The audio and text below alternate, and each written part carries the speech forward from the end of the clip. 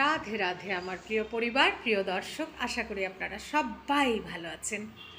আমি ইন্ডিয়ার ওয়েস্ট বেঙ্গল থেকে ভূমিকা আবারও এসে গেলাম আরেকটা নতুন ভিডিও নিয়ে আপনাদের সামনে। দেশে বিদেশের যারা যেখানে আছেন, আশা করি সবাই ভালো আছেন। সবার মঙ্গল কামনা করে আরেকটা ভিডিও শুরু করলাম। এখন বাজে 10:45। আমার অনেকটা কাজই শেষ হয়ে গেছে। তো এদিকে এই যে আজকের ওয়েদার দেখুন, দোকানপাটগুলি এখনো খোলেনি। আমাদের এখানে কত দেরিতে খোলে।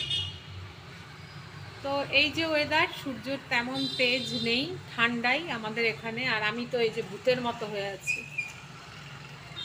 তো ঠিক আছে, এদিকে ভাত বসিয়ে দিয়েছি, লাউ দিয়ে ডাল বসিয়ে দিয়েছি, অনেকখানি কাজ এগিয়ে গেছে। এখন বিছানা টিছানা তুলবো, পরিষ্কার করব।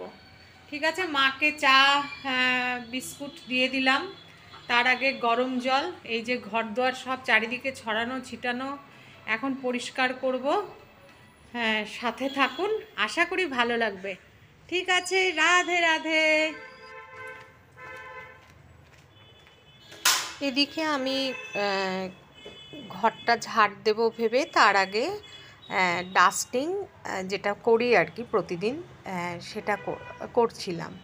আর তার আগে আমি টেবিলে ডিমের ট্রে খুললাম, ডিমগুলো নামালাম। ওটা না আমি মাকে ভিডিও করতে দিয়েছিলাম, কিন্তু মা কি করলেন, ভিডিও অন তো আমি করে দিয়েছিলাম, কিন্তু ভিডিও হয়ইনি। মানে বিছানার উপর মোবাইলটা রেখে দিয়েছি, সেই বিছানার ছবিটাই খালি এসছে।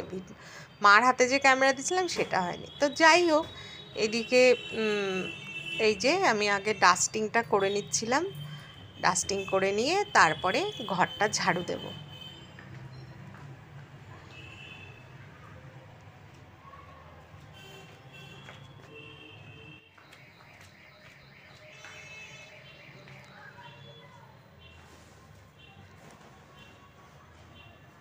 আমি এখনও সত্যি সত্যি অনেক কিছু করে উঠতে পারছি না। আমি ভাবছি যে একটু লাইভে বসবো, কিন্তু কি করে লাইভে আসবো সেই অপশান থেকে আমি যেতে পারছি না। তো আমি জানি না ইউটিউবে এরকমভাবে কেউ কাউকে হেল্প করে কি না। যদি কেউ জেনে থাকেন, জানি আমি অনেকেই লাইভে বসেন, তাদের আমি লাইভ দেখেওছি, আমাকে যদি একটু কমেন্ট করে জানান। বন্ধুরা, ঝাড়ু দিতে দিতে একটু কথা বলছি আপনাদের সাথে। এই যে মেয়ের সাথে এতক্ষণে কথা বললাম একটুখানি। আর ওদিকে আমার ভাত ডাল তো হয়ে গেছে, দেখলেন ডিম ওঠাতে গিয়ে একটা ডিম ফেটে গেল। এই হচ্ছে ব্যাপার। আর এত বড় বাড়িটা ঝাড় দেওয়া, বাপরে বাপ, মানে কি বলবো, এই সমস্ত জিনিসপত্র সরিয়ে সরিয়ে ঝাড় দেওয়া, যত পিটপিটানি হয় তত কাজের চাপও বাড়ে বন্ধুরা। হ্যাঁ, দেখুন এই যে সব সরিয়ে সরিয়ে ঝাড় দেওয়া, পরিষ্কার করা।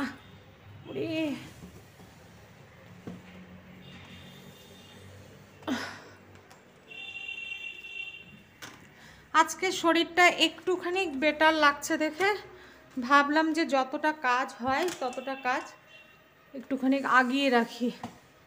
মানে বাথরুম পায়খানা পরিষ্কার করা, হ্যানা ত্যানা যা যা আছে আজকে একটু করে আগিয়ে রাখি। কারণ এখন শরীরটা না ঠিক নেই, তো যার জন্য ঠিক বুঝে উঠতে পারি না কোন সময় কোন কাজ করব।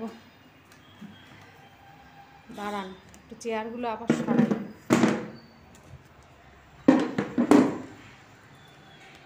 তো এই যে ভাবলাম ভয়েস ওভার দিতে গেলে না খুব ঝামেলা বন্ধুরা, তাই ভাবলাম যতখানি ভয়েস দিয়ে দিয়ে করা যায়।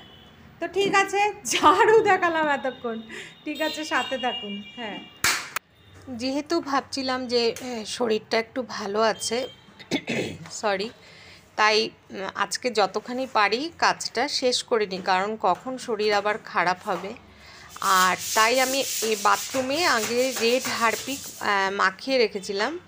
তো তারপরে ভাবলাম যে একটু কি আর কাজ দেখাবো বলুন, তো ভাবলাম যে ক্যামেরাটা অন করে এই যে বাথরুম ঘষছিলাম। কিন্তু জানেন তো, এই ক্যামেরা অন করে না কাজ করতে বা পরে ভয়েস দিতে ভীষণই অসুবিধে হয়।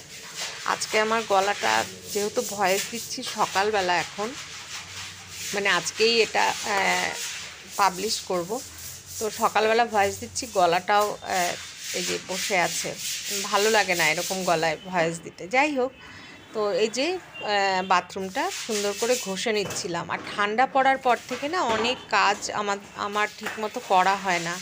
আর এই যে দেখুন আমাদের কত জল স্টক করে রাখতে লাগে।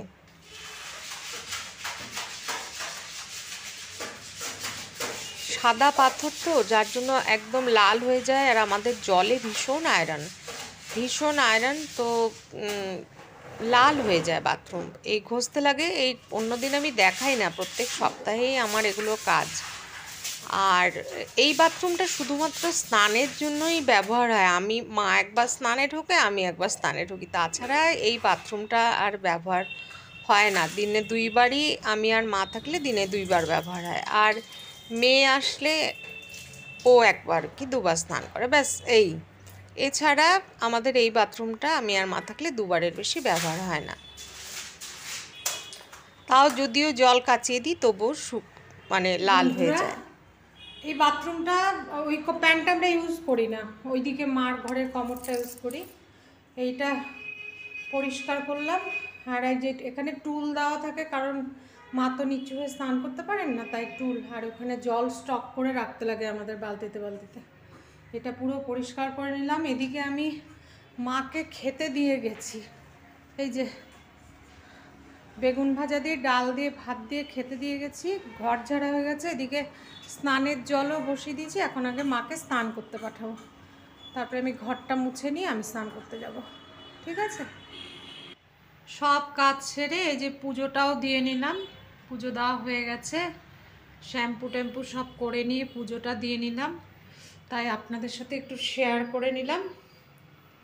ঠিক আছে, আর এই যে আমার সব কাজ শেষ। এই যে ঘর দুয়ার একদম গোছানো, পরিষ্কার করা। যে মা শুয়ে আছে, এখন বাজে হচ্ছে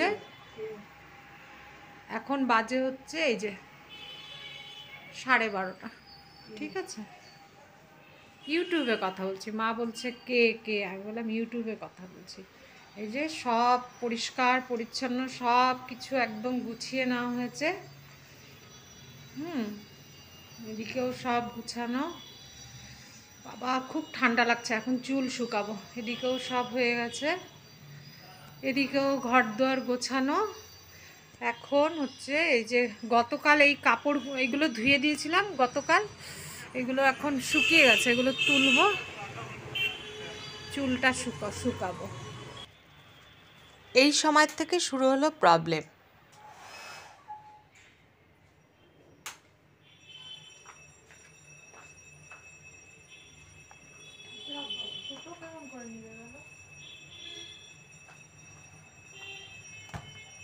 বন্ধুরা, এই শ্যাম্পু করে আজকে যে চুলটা শুকাতে গেলাম, দেখি যে কারেন্ট নেই।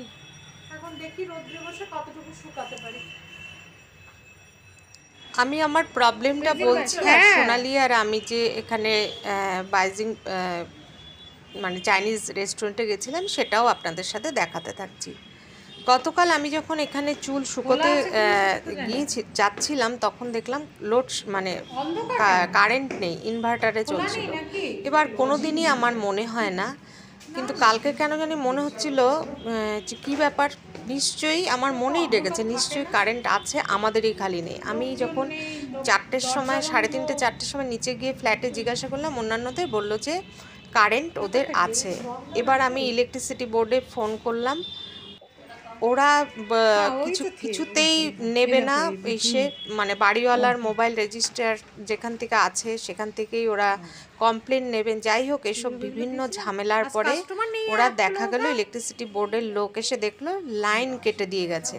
কিন্তু কিছুতেই বুঝতে পারলাম না, আমাদের টাকা পয়সা সমস্ত পেমেন্ট ছিল, আর যেইটা ছিল বাকি সেটা ফেব্রুয়ারির 2 তারিখে দিতে হবে, কিন্তু তার আগেই লাইনটা কেন কাটা হয়ে গেছে।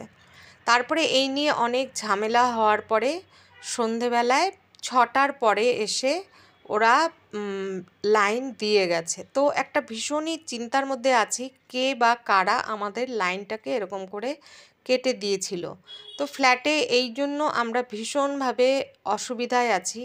ডিটেলসে বলবো, কিন্তু এই ভিডিওতে আর বলা যাচ্ছে না। কারণ আর এই যে সেদিনের এখানে আমরা এই যে খাওয়া দাওয়া করছিলাম, তো সেই ভিডিওটা ছিল। এটাকে আপনাদের সাথে অনেক দিন ধরেই ভাবছিলাম শেয়ার করব, কিন্তু শেয়ার করা হয়নি। তো বন্ধুরা, আপনাদের কমেন্টের উত্তর দিয়ে যাচ্ছি, খুব ভালো লাগছে। আপনারা আমাকে লাইক করবেন, সাপোর্ট করবেন, পাশে থাকবেন। আপনারা পাশে থাকলে নিশ্চয়ই আমি এগিয়ে যেতে পারবো। ঠিক আছে? তো এখানে আমিও ভিডিও করেছি, সোনালিও ভিডিও করেছে। তারপরে ভিডিও করতে করতে দেখলাম ওরা আমাকে এখানে জিজ্ঞাসা করছিল যে মেয়ের স্টাফ এখানে সবাই, তো ওরা আমাকে চেনে, কারণ আমার ইউটিউব চ্যানেলে ওরা দেখেছে আর কি আমাকে। তো যার জন্য এখানের একটি স্টাফ ডুয়ার্সের, ওই মেয়েটিও নেপালি, কিন্তু ওই মেয়েটিও ইউটিউব করে, সেরকমভাবে না কিন্তু করে। তাই জন্য ওরা আবার আমার সাথে ভিডিও, মানে ছবিও তুললো, ভিডিও করলো।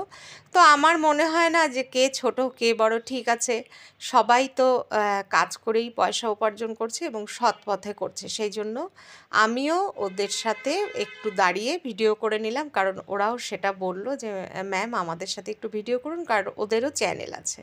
তো বললাম ঠিক আছে, ওদের সাথেও একটুখানি দাঁড়িয়ে পড়লাম। এই যে আমার ডান দিকের মেয়েটির কি ছেত্রী যেন নামটা ভুলে গেছি, ওর চ্যানেল আছে। তো ঠিক আছে বন্ধুরা, সবাই বাই, ভালো থাকবেন, সবাই ভালো